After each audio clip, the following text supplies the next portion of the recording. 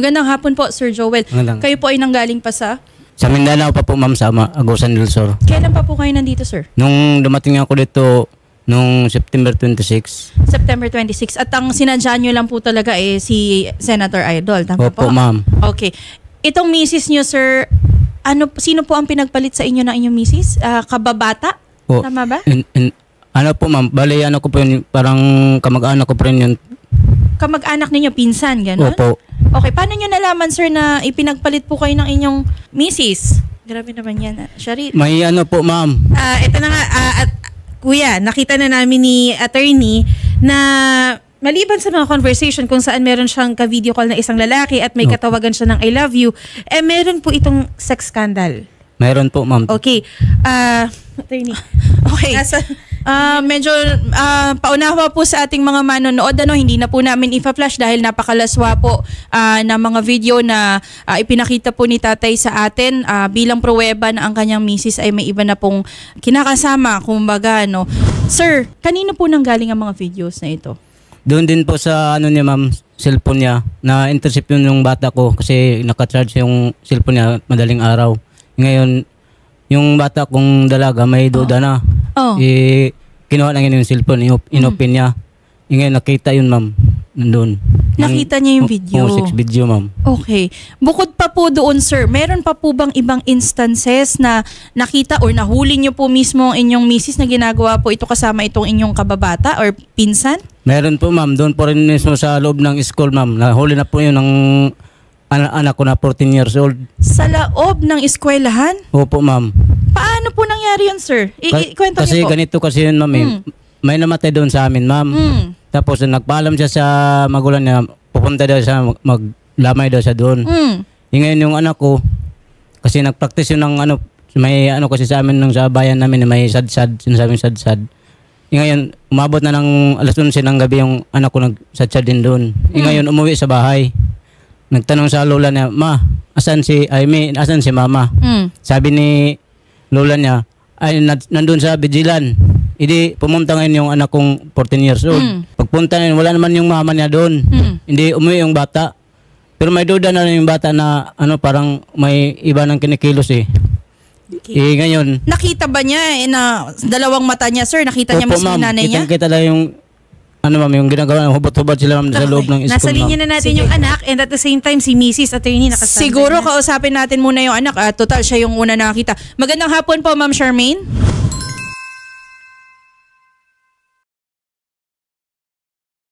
Magandang hapon po. Yes, good afternoon, ma'am. Si attorney pa po ito ng ACT-CIS Party List. Ma'am, nandito po ang inyong tatay, si Sir Joel, at inirereklamo po niya ang inyong nanay dahil nga daw po meron po siyang ibang boyfriend na, kumbaga, or kinakasama. Kayo po ba, ma'am, Ma'am Charmaine, ang nakakita doon sa ginagawa ng inyong nanay? Ako po yung nakakita ng mga conversation nila sa cellphone po. Pero yung kapatid ko po, yung kasunod ko, yung 14 years old na lalaki, yun po yung nakakita nung nasa loob ng classroom po mismo. Okay. At itong nakita niyo, ma'am, sa cellphone ng nanay niyo, isa lang ba to na video or marami po ba ito na mga... ma'am, bilang po yan isa, marami po yan. Kasi dinilit ko kasi baka masalba pa yung pamilya namin pag dinakita ng papa ko. So paano po nalaman ng inyong tatay, pinakita niyo po? Nagduda na po siya kasi nag-chat po sa mama ko yung asawa ng lalaki. So may asawa din po itong si Ezekiel, tama po? Ezekiel. Opo, tatlo po yung anak, tapos abroad yung asawa. Okay. Sige. Makakausap po natin ngayon si Ma'am Claire Sahay. Si Ma'am Claire po ang inyong misis. Tama po? Kayo po ba ay magkasama pa sa isang bahay o hindi na po? Hindi na po, ma'am. Hindi na. Gano'n na po katagal, sir? Isang buwan na po, ma'am. Mag-iisang buwan na. Magandang hapon po, Ma'am Claire. Magandang hapon po. Ma'am Claire, ako po si Attorney Pao ng ACT-CIS Party List at live po tayo ngayon dito sa Wanted sa Radyo. Nandito po ang inyong mister, si Sir Joel, at inirereklamo po, ma'am, ang inyong pangangaliwa sa kanya po, sa kanyang pinsan na si Ezekiel Campos. Ano po ang masasabi niyo dito, ma'am? Hindi ko naman po dinidinayan, ma'am, kasi po talagang nangyari po yan. Pero nung nagkausap po kami na maglipat na po ng bahay at saka mag-ayos na po ang pamilya namin kasi matagal na po kaming nakitira lang po sa bahay ng magulang ko kasi nga problema po namin, walang mapag-iwanan ng mga bata pagka time na nagtatrabaho po kami. Okay. Kaya yun po, napagdesisyonan namin na doon na lang kami tumira. Hanggang sa umabot sa punto po na nagdesisyon kami na mag-sarili na ng bahay para makapag-ayos na po kami at makapagpundar ng sarili namin. Bakit mo ito nagawa, Ma'am Claire? Bakit mo nagawa ito sa iyong asawa? Kasi po matagal na po yan yung asawa kong yan. Wala pong trabaho, wala pong permanenteng trabaho yan. Mula po nung hindi pa po kami nagsasama, nagbalik na po ako ng pag-aaral kasi po, dati po, gusto ko po talaga magbalik ng pag-aaral nung isa pa lang ang anak ko. Kaya lang, ayaw niya pong pumayag kasi nga, siluso po yan, masyadong siluso yan. Ma'am, kung ganito naman po ang ginagawa natin, talagang feeling ko naman may basihan naman po si Tatay Joel sa paghihinala niya sa inyo. In fact, po, ma'am, may video pa po kayo na nahuling-huli po, ma'am, talaga. Hindi po namin ma-deny kasi mismong video po na ginagawa niyo po huli sa akto, yun po ang napakita po ni Tatay Joel. Opo, ma'am. Ngayon lang yan kasi noon, nang nagsasama kami ng halos 19 years, wala po akong ginagawang ganyan. Alam niya po sa sarili niya, kaya lang punong-puno na po ako sa mga pinagagagawa niya. Tulad ng, ano bang ginawa niya, ma'am? Kahit wala po akong ginagawang masama, ginagawa niya po ako ng kwento ng kahit ano-ano. Gaya ng? Sinasabihan niya ako na may lalaki, ganyan, di ako pag-aaralin, di ako pagbabalikin sa pag-aaral kasi nga, manlalalaki lang ako. Sinungaling to. At yun, ilang taon yun. Nung time na yun, isa pa lang yung anak ko. Okay. Hanggang umabot na ng 6 yung mga anak namin, hindi ko ginawa sa kanya yun. Ngayong taon lang to Ma'am Claire, saglit lang po. Tatay Joel, tama po, kayo ang nagpaaral kay ma'am?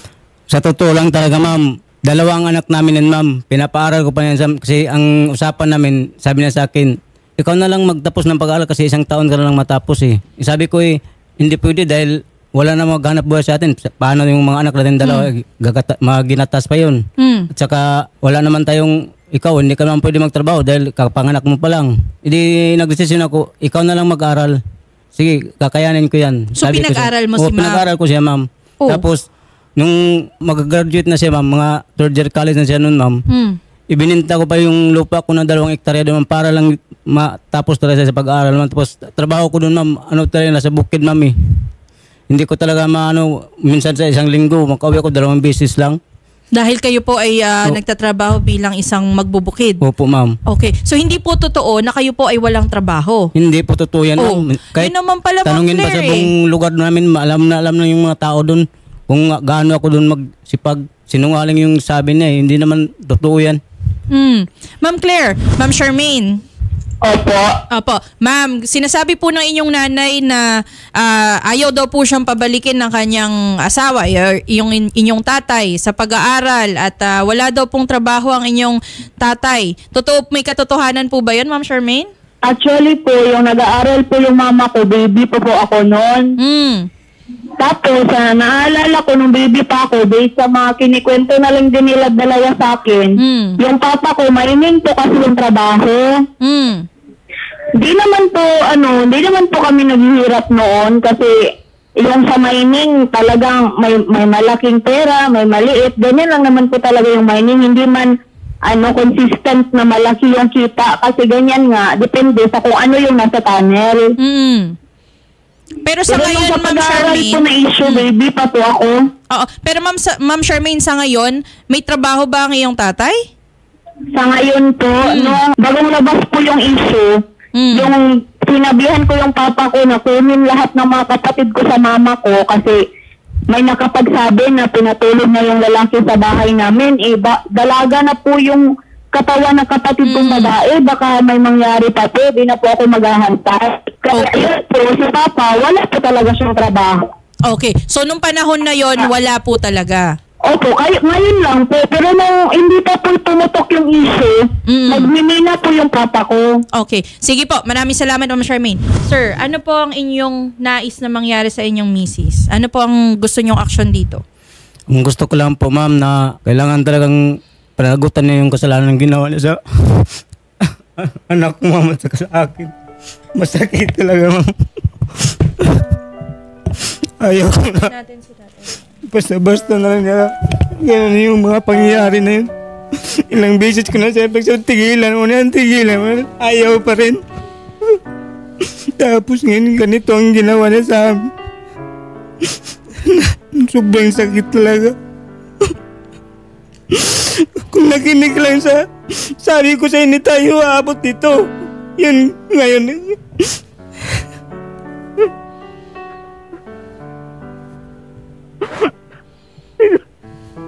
Ma'am, hindi ko talaga kaya. Magbabayad ka talaga sa ginagawa mo sa mga anak ko at sa inano mo sa akin. Sobra ka na, sobra ang pagluloko mo sa akin. Ginagawa mo na akong king ko sa buhay mo. Okay, linawin ko lang Sir Joel, ano po ang trabaho ng inyong asawa?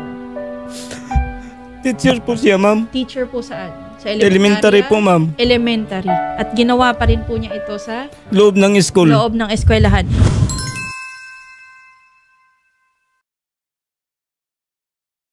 Ma'am Claire, Hello. kasama niyo daw po ang principal ng eskwelahan kung saan po kayo nagtatrabaho. Opo, nagmi-meeting pa po kasi sa loob. Okay. Ma'am, baka maaari po naming makausap yung principal bago po tayo magtapos. Kasi kung kayo po ay ginagawa nyo to ma'am sa loob ng eskwelahan at hindi nyo pa mismo dinideny, talagang may video pa, parang mali yata yun. Elementary school pa ma'am. Hindi po bang magsalita? Sige po, go ahead ma'am. Opo, yung sinasabi po nilang nakita kami sa loob ng eskwelahan, wala pong nangyari noon. Ma'am, nakita daw po kayo ng anak ninyo na hubot-hubad. Walang nangyaring ganun po. Manipula lang po nila yan. Tapos yung video na yan, bagong-bago lang yan. Nung nakaraang buwan lang po yan, parang August ata yung video na yan sinasabi nila. Okay. Yung time na sinabi nilang na-aktuhan kami sa paaralan, hindi totoo yan. Gumagawa po ako ng mga forms ko noon dahil checking po namin kinabukasan. Okay, Kasi ma'am, kalilipat ko lang po. sarili niyo pong anak ang nagsabi niyan sa inyong mister. Yung 14-year-old niyo po na anak ang nagsabi sa kanya na nakita po niya yung nanay, yung kanyang nanay, na hubot-hubad doon po sa school. Naku ma'am, hindi po talaga totoo yan.